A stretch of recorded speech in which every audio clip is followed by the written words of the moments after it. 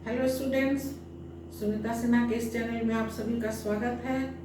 अगर मेरे चैनल में पहली बार आए हो तो मेरा चैनल सब्सक्राइब कर लो, साथ में बेल आइकन दबा दो ताकि मेरा वीडियो अपलोड होते हुए तुमको तुरंत मिल जाए। स्टूडेंट्स, देख रहे होंगे कि बोर्ड पर लिखा हुआ है विशेष नियम।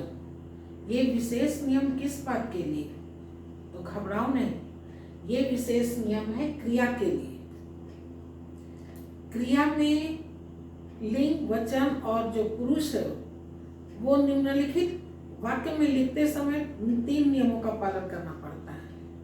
अर्थात क्रिया को लिखते समय, वाक्य में क्रिया को लिखते समय 3 नियम का पालन करना पड़ता है। वो 3 कौन कौन से नियम हैं वो बताने से पहले हम जरूरी समझ रहे हैं कि थोड़ा सा कुछ कारक के बारे में और प्रत्यय के बारे में बता दें ताकि तुमको आगे समझने में सुविधा हो, आसानी हो जाए। तुम लोग को मालूम होगा कि कारक के 8 भेद हैं। 8 का अपना अपना चिन्ह होता है। उसमें पहला है कर्ता कारक।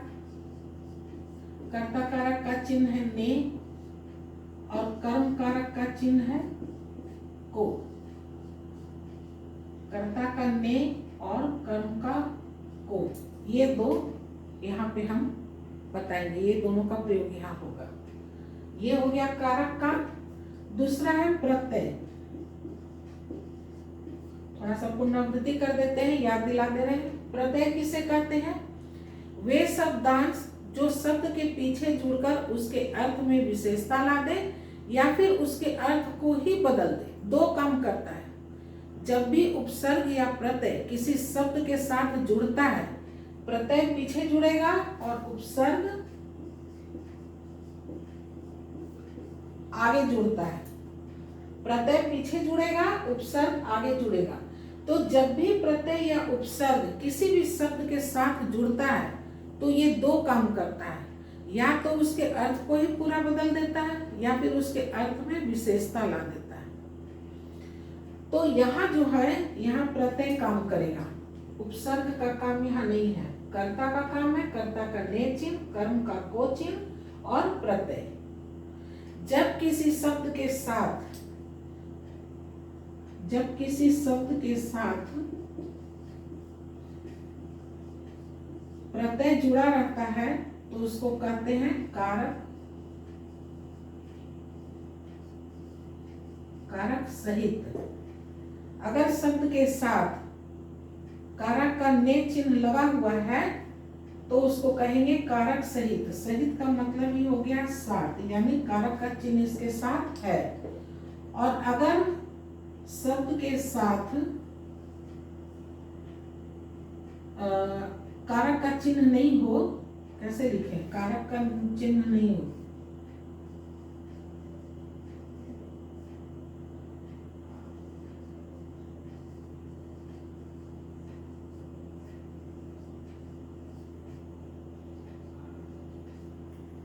शब्द के साथ अगर कारक का चिन्ह नहीं जुड़ा हुआ रहता है तब उसको क्या कहते हैं? कारक रहित। यानी इसमें कारक के साथ चिन्ह नहीं है। रहित का मतलब होता है बिना, यानी कि इस शब्द के साथ कारक का चिन्ह नहीं लगा है, कारक रहित है। और इस शब्द के साथ कारक का चिन्ह लगा है तो उसको कहेंगे कारक सहित। सहित यानी साथ, यानी कि इसमें कारक का चिन्ह लगा हुआ है, इस कारक रहित यानी कारक का चिन्ह नहीं लगा हुआ है। प्रत्यय शब्द के पीछे में लगता है, कर्ता का चिन्ह ने है, कर्म का चिन्ह को है। ये 3 बातें समझ गए। अब हम लोग आ जाए नियम पे। तो पहला नियम कहता है कि जब कर्ता के साथ ने चिन्ह नहीं हो और कर्म के साथ भी को चिन्ह नहीं हो, कर्ता के साथ ने चिन्ह नहीं हो और कर्म के साथ भी को चिन्ह नहीं हो, यानी कि ये इसके साथ कर्म के साथ भी प्रत्यय नहीं लगा हो और कर्ता के साथ भी ने प्रत्यय नहीं लगा हो, कारक रहित हो। ऐसी स्थिति में क्रिया जो है, क्रिया का जो वचन है और पुरुष, ये दोनों कर्ता के अनुसार लिखाता है। पहले समझ लो, हम तीनों नियम फिर लिख देंगे अंत में। पहले समझ लो, अगर कहीं कंफ्यूजन होगा या कभी भूल जाओगे तो वीडियो खोल के देख लोगे, याद आ जाएगा। तो वैसी स्थिति में क्रिया का वचन और पुरुष कर्ता को देखकर लिखते हैं। जैसे राम पुस्तक, हाँ पहले इतना समझ लो। अब देखो यहाँ राम जो करता है इसके साथ ने चिन्ह नहीं लगा, यहाँ पुस्तक जो है ये भी इसके साथ को चिन्ह नहीं लगा है। तो ऐसी स्थिति में अब क्रिया कैसे लिखेंगे? कर्ता को देखकर लिखेंगे। कर्ता यहाँ पर क्या है? पुल्लिंग है, तो क्रिया क्या होगा? पुस्तक पढ़ता है। ये भी क्या हो गया? पुल्लिंग में आ गया। वचन में एक वचन में है तो एक वचन हो गया। अगर स्त्रीलिंग में देखें, सरिता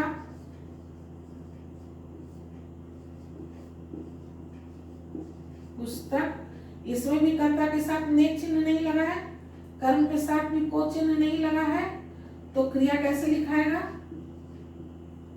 इसको देखकर लिखाएगा, कर्ता को देखकर। कर्ता क्या है? स्त्रीलिंग है, इसलिए क्रिया भी क्या हो जाएगा? स्त्रीलिंग हो जाएगा। पढ़ती है, ये भी स्त्रीलिंग हो गया। और अगर वचन में देखें, ये सब एक वचन में था, अगर बहुवचन में देखें, वे पुस्तक, वे के साथ भी कर्ता का ने चिन्ह नहीं है, पुस्तक के साथ भी को चिन्ह नहीं लगा है, तो क्रिया लिखाएगा कर्ता को देखकर। कर्ता बहुवचन में है तो क्रिया भी बहुवचन हो जाएगा। क्या लिखा जाएगा? पढ़ते हैं, ये बहुवचन हो गया। यहाँ भी ये बहुवचन है। तो पहला नियम यही कहता है कि अगर कर्ता के साथ ने प्रत्यय नहीं लगा हो और कर्म के साथ भी को प्रत्यय नहीं लगा हो, यानी कर्ता भी कारक रहित हो और कर्म भी कारक रहित हो, तो क्रिया जो है ये हमेशा कर्ता को देखकर ही लिखाएगा। पुल्लिंग है तो क्रिया भी पुल्लिंग, अगर कर्ता स्त्रीलिंग है तो क्रिया भी स्त्रीलिंग, और अगर बहुवचन में है तो क्रिया भी बहुवचन में लिखाएगा। ये इसका पहला नियम है। दूसरा नियम है कि कर्ता के साथ ने प्रत्यय लगा हो, यानी ये कारक सहित हो, इसके साथ कारक का चिन्ह लगा हो, लेकिन कर्म के साथ ने को प्रत्यय नहीं लगा हो, यानी ये कारक रहित है, इसके साथ कर्म का को चिन्ह नहीं लगा रहेगा। समझा देते हैं। देखो अभी पहला नियम में था कि दोनों में चिन्ह नहीं लगेगा, कर्ता में भी ने चिन्ह नहीं हो और कर्म का भी को चिन्ह नहीं हो, लेकिन दूसरा नियम में अब इसको ले लेंगे, कर्ता का ने चिन्ह रहेगा लेकिन कर्म का को चिन्ह नहीं रहेगा। वैसी स्थिति में क्रिया जो है, क्रिया का लिंग, वचन और पुरुष तीनों कर्म को देखकर लिखाएगा। क्या बोले हम? जैसे एग्जांपल ले लो कि राम, वही एग्जांपल लेकर हम इसमें समझा रहे हैं ताकि समझने में तुम लोग को आसानी हो। दूसरा एग्जांपल, दूसरा नाम नहीं ले रहे। राम ने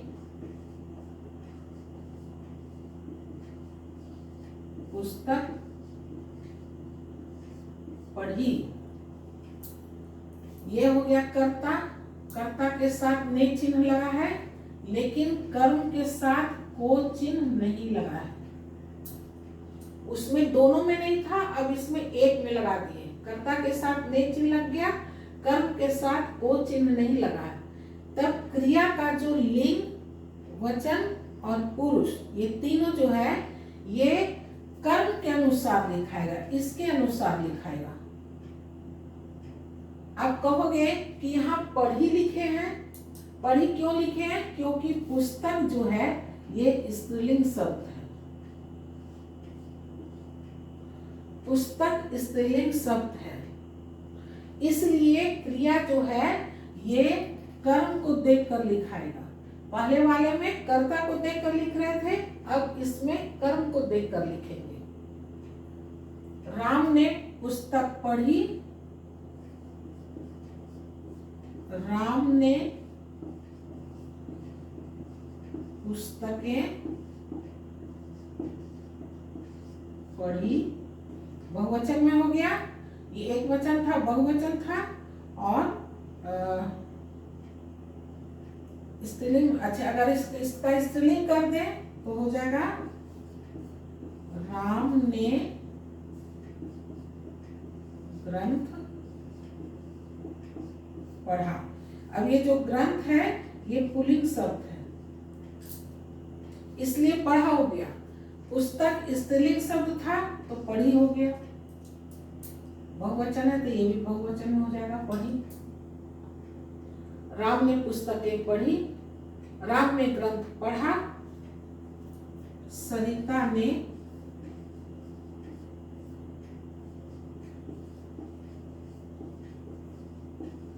पुस्तक पढ़ा। देखो सरिता है स्त्रीलिंग है, लेकिन चूंकि अब हमको कर्म देखकर लिखना है, कर्म जो है वो सॉरी, यहाँ ग्रंथ न पढ़ा होगा, यहाँ ग्रंथ लिखे ना, ग्रंथ पढ़ा,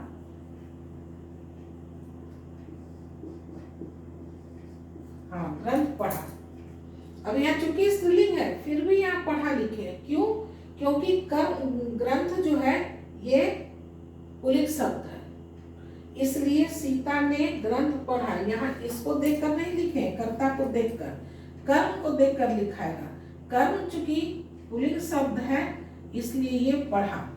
ये पढ़ी तब होगा जब यहाँ स्त्रीलिंग होगा, जैसे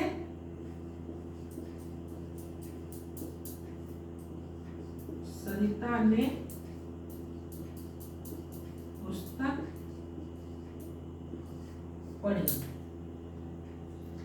चूंकि ये पुस्तक स्त्रीलिंग शब्द है इसलिए ये भी स्त्रीलिंग शब्द होगा। ये पुल्लिंग था तो क्रिया भी पुल्लिंग लिखाएगा। ये पुल्लिंग है ग्रंथ तो ये भी पुल्लिंग होगा। ये बहुवचन में है तो ये भी बहुवचन हो गया। ये स्त्रीलिंग है तो ये भी स्त्रीलिंग हो गया। एक और एग्जांपल दे देते, जैसे देखो ध्यान रखना, पुस्तक जो है स्त्रीलिंग शब्द है लेकिन ग्रंथ जो है ये पुल्लिंग शब्द है दोनों एक ही पर्यायवाची शब्द है। किताब का ही पर्यायवाची हो गया, पुस्तक है, ग्रंथ है, ये सब है, लेकिन पुस्तक को स्त्रीलिंग और ग्रंथ को पुल्लिंग शब्दों में प्रयोग करते हैं। उसी प्रकार से जैसे चलो ये पे लिख देते हैं, राम ने आम खाया, राम ने लीची खाई। आम पुल्लिंग शब्द है तो खाया, लीची स्त्रीलिंग शब्द है तो खाई हो गया। अब यहाँ कर्ता को नहीं देख रहे कि कर्ता क्या है, पुल्लिंग है या स्त्रीलिंग है। यहाँ अब हमको कर्म देखकर लिखना है। क्यों कर्म को देखकर क्यों लिखेंगे? क्योंकि कर्म के साथ को चिन्ह नहीं लगा है। कारक का जो कर्म का जो को चिन्ह है वो कर्म का को चिन्ह यहाँ नहीं लगा हुआ है, इसलिए हमको कर्म को देखकर लिखना है। राम ने लीची खाई, राम ने आम खाया, राम ने पुस्तक पढ़ी, राम ने पुस्तक पढ़ी, राम ने ग्रंथ पढ़ा। ग्रंथ में अगर करेंगे तो यहाँ हो जाएगा पढ़ा, क्योंकि ग्रंथ जो है वो पुल्लिंग शब्द है। तो ध्यान दोगे कि अगर कर्ता के साथ ने चिन्ह लगा है और कर्म के साथ को चिन्ह नहीं लगा है तो क्रिया जो है वो कर्म को देखकर लिखाएगा। इसलिए इस एक ही पर्यायवाची शब्द के कुछ ऐसे शब्द हैं जो कुछ पुल्लिंग में इस्तेमाल होते हैं और कुछ, अब जैसे पत्र, पत्र जो है वो पुल्लिंग शब्द है और चिट्ठी जो है स्त्रीलिंग शब्द है, दोनों एक दूसरे का पर्यायवाची है। खत, पत्र या चिट्ठी पर्यायवाची है, लेकिन इसमें से पत्र जो है वो पुल्लिंग शब्द है। राम ने पत्र पढ़ा, राम ने चिट्ठी पढ़ी। तो कर्म को देखकर लिखेंगे। तीसरा नियम है कि कर्ता के साथ ने चिन्ह और कर्म के साथ को चिन्ह, अब दोनों चिन्ह ले लेंगे। पहला नियम में दोनों चिन्ह नहीं था, दूसरा नियम में कर्ता के साथ एक ही चिन्ह लगा था, अब तीसरा नियम में दोनों चिन्ह लगा रहेगा, दोनों प्रत्यय युक्त रहेगा, यानी कर्ता के साथ ने चिन्ह और कर्म के साथ को चिन्ह लगा रहेगा, दोनों प्रत्यय युक्त रहेगा। तो वैसी स्थिति में क्रिया जो लिखते हैं उसको अन्य पुरुष, एक वचन और पुल्लिंग में लिखते हैं। जैसे राम ने रावण को मारा। दूसरा तो मान लो पुल्लिंग है तो ऐसे भी हो गया कि मारा, ये देखो एक वचन पुल्लिंग अन्य पुरुष में हो गया। उसी तरह से अगर स्त्रीलिंग शब्द में ले ले कि अध्यापिका ने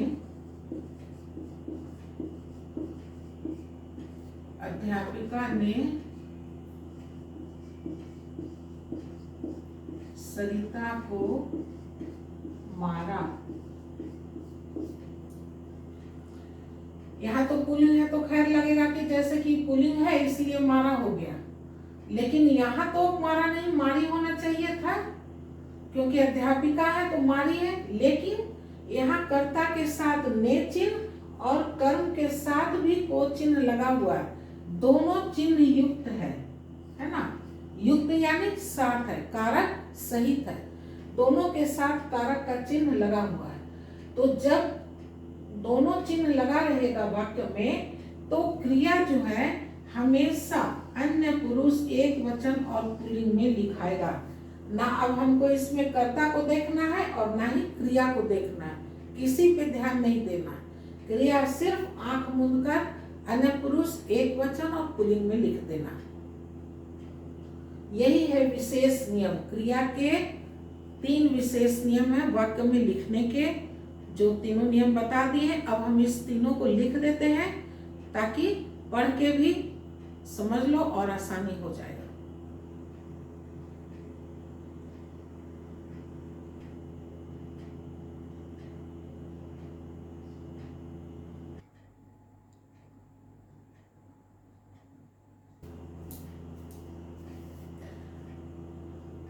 आज के इस वीडियो में बस इतना ही। मेरा वीडियो देखने के लिए आप सभी का बहुत बहुत धन्यवाद। अगर मेरा वीडियो पसंद आता हो तो लाइक करो, शेयर करो। अब एक नए टॉपिक के साथ नए वीडियो मिलेंगे, तब तक के लिए bye bye and take care.